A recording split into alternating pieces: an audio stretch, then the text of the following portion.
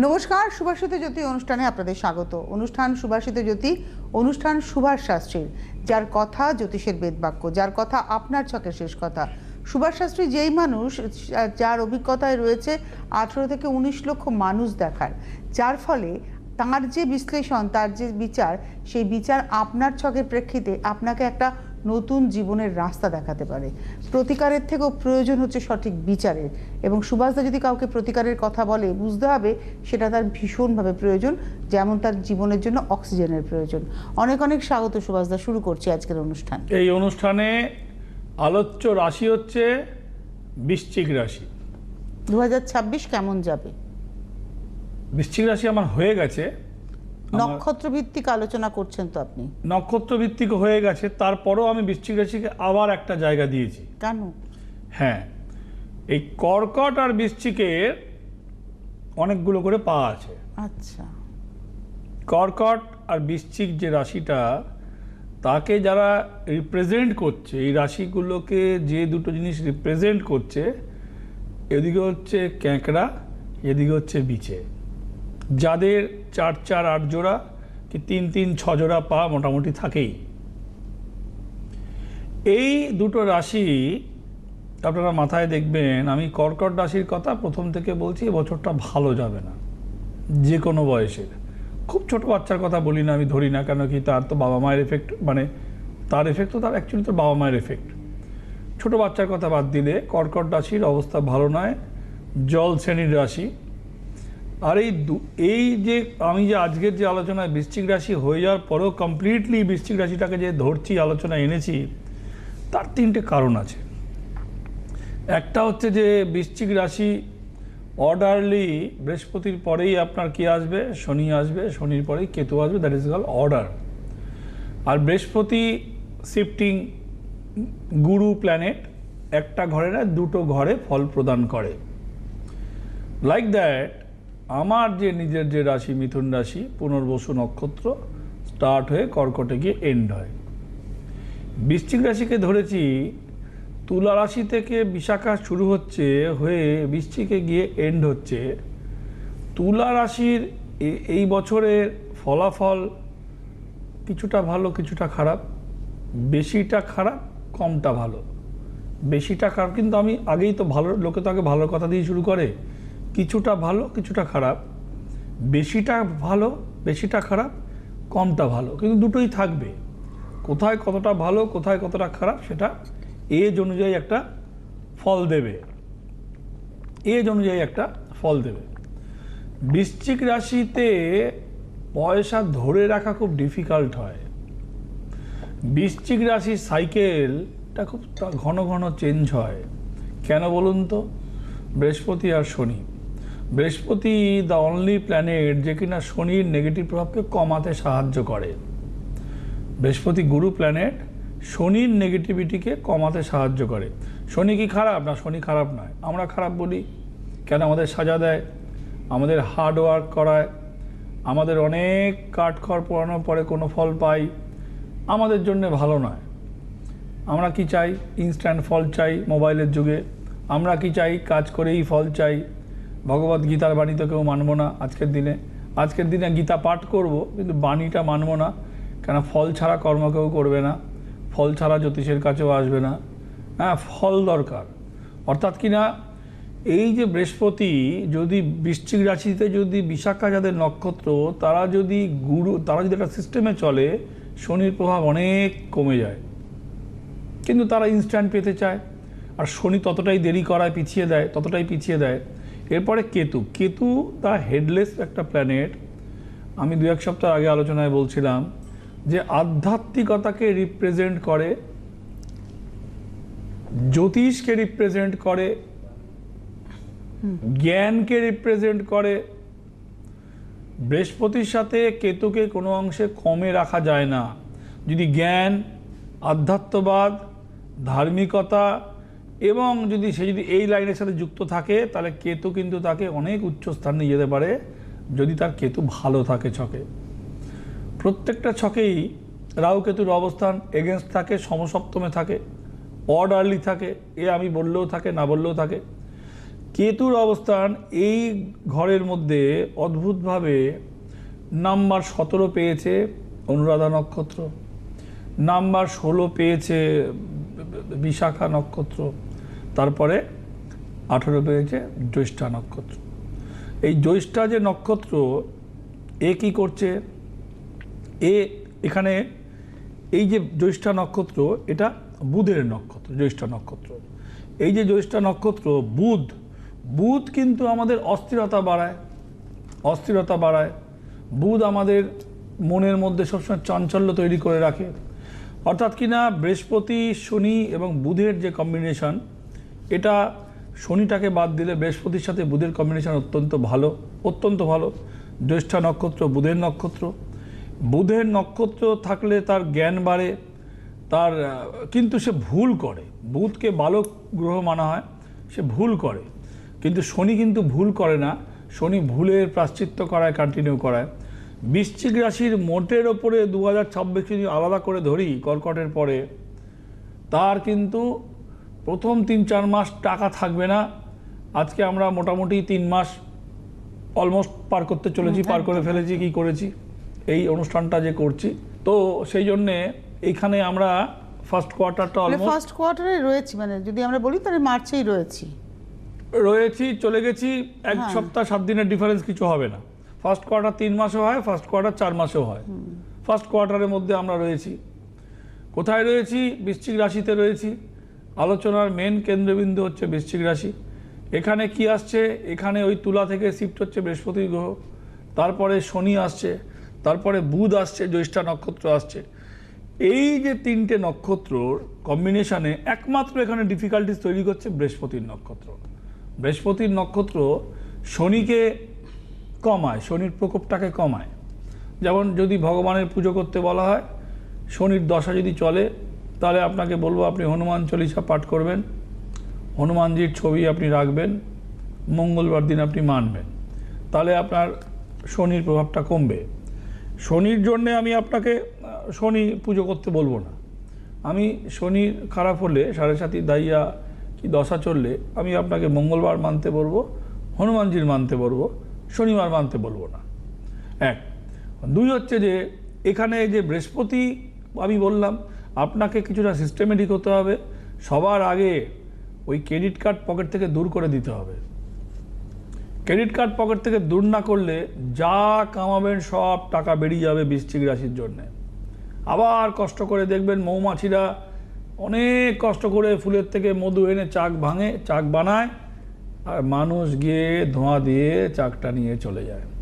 আবার ওরা পরিশ্রম করে করে আনে। এই বৃশ্চিক রাশির কপালে কিন্তু সেই টাকা রোজগার হবে, টাকা সাফ হবে। আবার খেটে খেটে টাকা রোজগার হবে, টাকা সাফ হবে।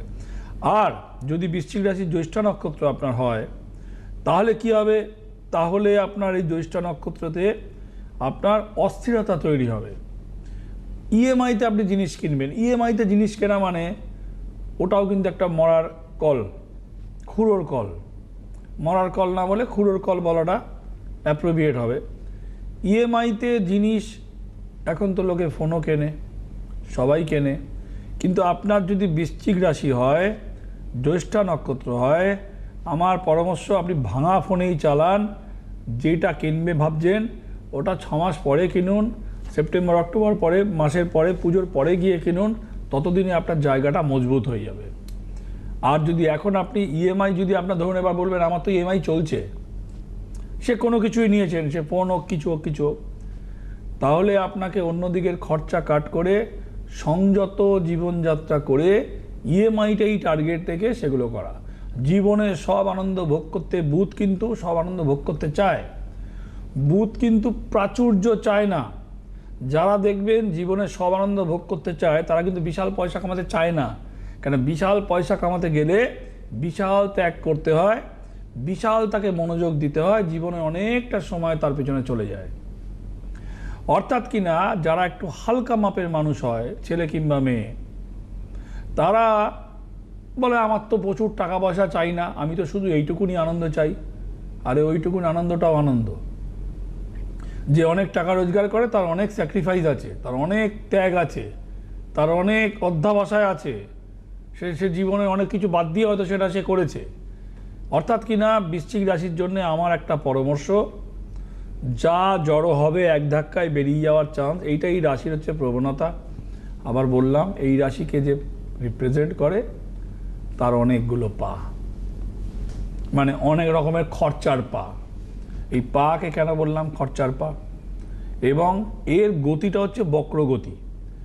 বিচে কোনো সময় সোজা লাইনে হাঁটে না, বিচে বেঁকে বেঁকে দুলে দুলে হাঁটে যায়। অর্থাৎ কিনা জীবনে ওই আপনার যে জার্নিটা হবে ওটাও রোলার কোস্টারের মতন দুলুনি দিয়ে হবে, ভালো মন্দ দিয়ে যাবে। সেই জন্যে বৃশ্চিক রাশির জন্য 2026 আমার পরামর্শ, আপনাদেরকে অনেকটা খরচার থেকে বিরত থাকতে হবে, অনেকটা নিজেকে কন্ট্রোল করতে হবে। আমার একটা কথা বলে দিই, আমার রেমেডি যারা ধারণ করে, আমি যাদের প্রতিকার দিই, তাদের, আমার একটা মেয়ে সেদিনকে অনলাইন করে বলেছিল ব্যাঙ্গালোর থেকে, স্যার আমি পার্টি টাটিতে যাই, একটু ড্রিঙ্কস করি। আমার রেমেডির তো কোনো বাউন্ডারিজ নেই ভাই, তুমি ড্রিঙ্কস করো, বেশ করো, তুমি ড্রিঙ্কস করো, that is up to you, that is not my restriction in my remedies. Smoking, drinking আমি খেতে বলছি না, করলে আমার রেমেডির ওপরে তার কোনো প্রভাব পড়বে না। অনলি রেস্ট্রিক্টেড শ্রাদ্ধ বাড়ি না খাওয়া, ক্যাঁকড়া মানে ক্র্যাব না খাওয়া, ওই দুটো খেলে আমার রেমেডির অবস্থা ঢিলে। ওই দুটো যদি আপনি রেমেডি ধারণ করে খান তাহলে আমার রেমেডির অবস্থা ঢিলে। আর এইগুলো আমার লোককে ফোন করে বললে ওরা বেচারি বুকিং ধরে কিছুই বলতে পারবে না। আমার কাছে আসতে হবে, আমি কন্ডিশন দেখে সিদ্ধান্ত নেব ওটা কন্টিনিউ করব না ডিসকন্টিনিউ করব না আপগ্রেড করব, সম্পূর্ণ এটা আমার সিদ্ধান্ত। গেল, আপনি ড্রিঙ্কিং, স্মোকিং এবং মিট, যে কোনো মিটই খেলে কোনো আমার রেমেডিতে কোনো এফেক্ট নেই, কেন বহু মুসলিম লোকও কাছেও আমার রেমেডি রয়েছে, কোনো এরকম কোনো নেই, বাইদা বাই বললাম। বৃশ্চিক রাশির ক্যারেক্টারটা হচ্ছে টাকা জমানো হচ্ছে সবথেকে বড় সমস্যা। বুধ বালক প্ল্যানেট, অস্থিরতা বাড়ায়, সবের মধ্যেই থাকতে চায়, ছোট ছোট আনন্দ করতে চায়, দোষের কিছু নেই, অন্যায়ের কিছু নেই, ভুল হয়ে যায়। বালক মন, অস্থির মন, অন্যায় কম করায়, ভুল বেশি করায়। একটা ভুল বারবার করা কাইন্ড অফ অপরাধ। একটা ভুল থেকে শিক্ষা না নিলে, মানে ছোট ভুল বারবার করলে সেটা কিন্তু মানে ওটা অন্যায় হিসেবেই কাউন্ট হবে, আপনার জীবনেই আপনাকে তার ফল পোয়াতে হবে। শনির নক্ষত্র যাদের এই রাশিতে, প্রচুর পরিশ্রম করতে হবে বছরের 8 মাস পর্যন্ত, আগস্ট পর্যন্ত। আগস্টের পরে গিয়ে প্রাপ্তিযোগ, যারা চাকরি চাইছেন, যারা ব্যবসা করছেন অবস্থা খারাপ, যারা সরকারি চাকরি চাইছেন পাবার যোগ আছে বছরে বৃশ্চিক রাশির। প্রাইভেট চাকরিও গত বছর থেকে ভালো হবে, সংযত হলে টাকা থাকবে, নাহলে যা হয় আয়ারাম হয়ে গায়ারাম হয়ে যাবে। বিশাখা তুলা থেকে যেখানে শিফট করেছে এই রাশিতে, বৃহস্পতি এখানে ভালো ফল দেবে, ভালো ফল দেবে, কম বেশি ভালো ফল দেবে। আপনি যদি সিস্টেমেটিক হন এবং প্রতিদিন সকালে উঠে আর্লি স্নান করেন, বিশাখা নক্ষত্রের জন্য বলছি, বৃহস্পতি গুরু প্ল্যানেট আর কেতুও গুরু প্ল্যানেট, সমগুরু মানা হয়। তো দুজনই জ্ঞানকে রিপ্রেজেন্ট করে, আধ্যাত্মিকতাকে রিপ্রেজেন্ট করে, সিস্টেমকে রিপ্রেজেন্ট করে। আমার একটা মানে উপদেশ থাকবে আপনাদের জন্য, অ্যাডভাইস বলতে পারেন আপনারা, যে বৃশ্চিক রাশির লোকেদের সকালে উঠে আর্লি মর্নিং স্নান করা ভালো। স্নান তো আপনারা বলবেন জ্যোতিষের সাথে কি মিল আছে? মিল আছে। কোনো কিছু খাবার আগে স্নান করলে শরীরে যে ওয়াশ সিস্টেমটা হলো, এটা আপনাদের সিস্টেমেটিকে আনতে সাহায্য করবে।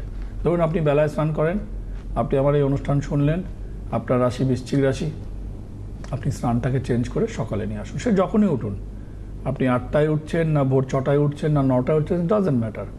আপনি উঠবেন, উঠে আগে স্নান করবেন, স্নান করে ভগবানের পায়ে ফুল দেবেন, কি মুসলিম হলে ভগবানকে আল্লাহকে ডাকবেন, আপনার খ্রিস্টান হলে আপনি যিশুর কাছে প্রার্থনা করবেন, ভগবানের কাছে প্রে করা, দেন খাওয়া।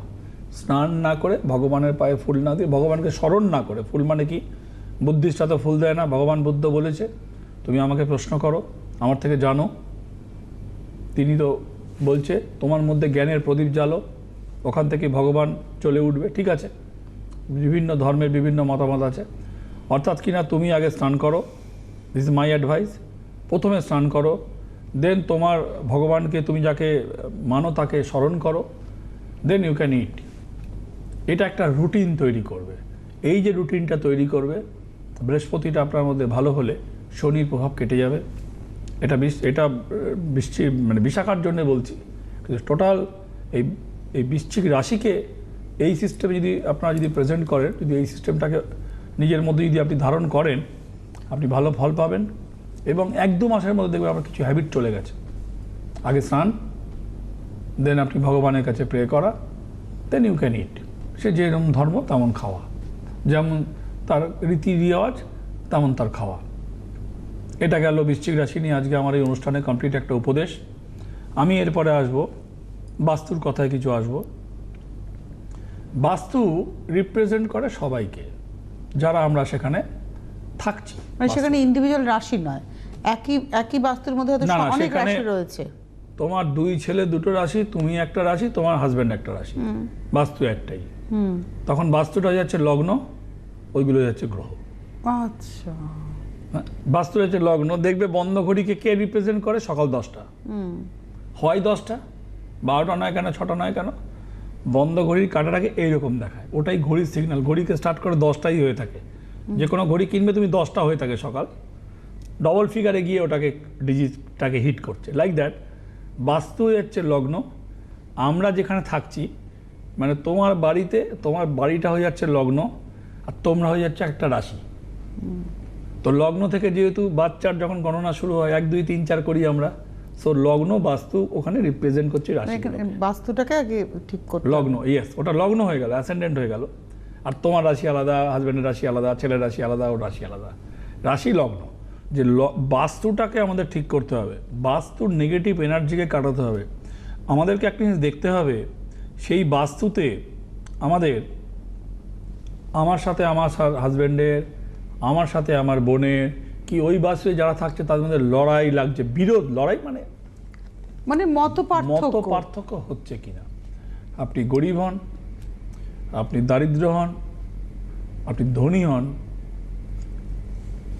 বিচার কি আলাদা আলাদা হচ্ছে? সাময়িকভাবে বিভিন্ন বয়সের বিচার আলাদা আলাদা হয়, অপরাধের কিছু নেই, কিন্তু সেই আলাদা বিচারে কি বিরোধ লাগছে?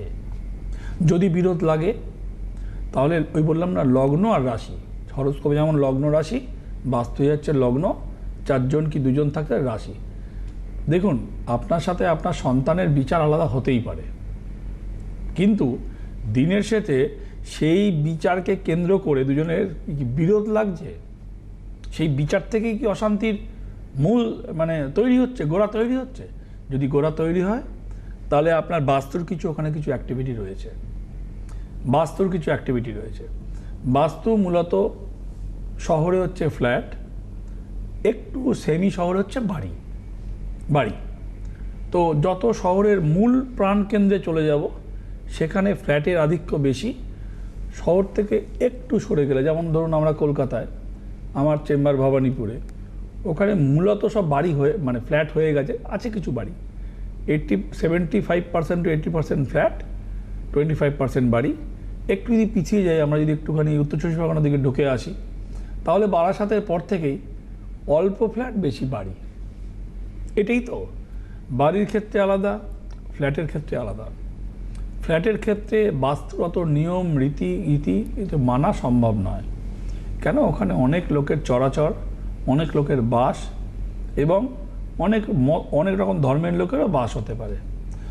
বাস্তুর ক্ষেত্রে আপনাকে দেখতে হবে, আপনি আপনার ফ্ল্যাটে প্রবেশ করলেন, করে পশ্চিম দিকের যদি জানলা থাকে, পশ্চিমের জানলার রাতের বেলা কিন্তু খুলে শুতে নেই। সামনে গরমকাল আসছে, অনেকেই তো আর এসি চালায় না, সবার ঘরে তো এসি নেই। আপনার ফ্ল্যাটই হোক, আপনার বাড়ি হোক, পশ্চিমের জানলা, অনেকে আছে নেট লাগানো আছে জানলায়, পর্দা টাঙানো আছে, দোতলার উপর তো খুলে শোয়। পশ্চিমের জানলা কিন্তু রাত্রিবেলা নিশিকালে খুলে শুতে নেই। কি হয় তাহলে? পশ্চিমের জানলা দিয়ে নেগেটিভ এনার্জির প্রবেশ হয়। আচ্ছা। পশ্চিমের জানলা দিয়ে। বাথরুম কোথায় অ্যাপ্লিকেবল? বাথরুম নর্থ ইস্টে অ্যাপ্লিকেবল নয়, বাথরুম সাউথ ইস্টে অ্যাপ্লিকেবল নয়, বাথরুম পশ্চিমে অ্যাপ্লিকেবল। বাথরুম পশ্চিম দিকে হয় মূলত। আগেকার দিনে যত বাড়ি দেখবে বাড়ির পশ্চিম দিকে বাথরুম হয়। ঠিক এবার ডাইরেক্ট হয়তো পশ্চিম হচ্ছে না, ওই সাউথ ওয়েস্ট, নর্থ ওয়েস্ট এইরকম বাথরুমের অবস্থানগুলো হয়। কেন করতো? বাড়ির শুভ দিকটাকে বাঁচিয়ে রাখা। যত তোমার প্যান্ট মানে ওই ডব্লিউসির জল টলগুলো পশ্চিম দিকে যাওয়া। পশ্চিম দিকের জানলা খুলে গভীর রাত্রে কিন্তু শোয়াটা ঠিক নয়। এবার ধরুন কারুর ঘরে একটাই জানলা কি দুটোই জানলা ফ্ল্যাটে, তার পশ্চিম দিকেই তার পড়েছে, তাহলে সে কি করবে? এসি নেই, এই গরমকালে চূড়ান্ত গরম আসতে চলেছে, এত বোম ফাটছে চারিদিকে, মরেই যাবে যার এসি নেই। পাখার হাওয়াতে হয়তো দম আটকে যাবে, হয়তো হতে চলেছে হয়তো দম আটকাতে। তাহলে সে কি করবে?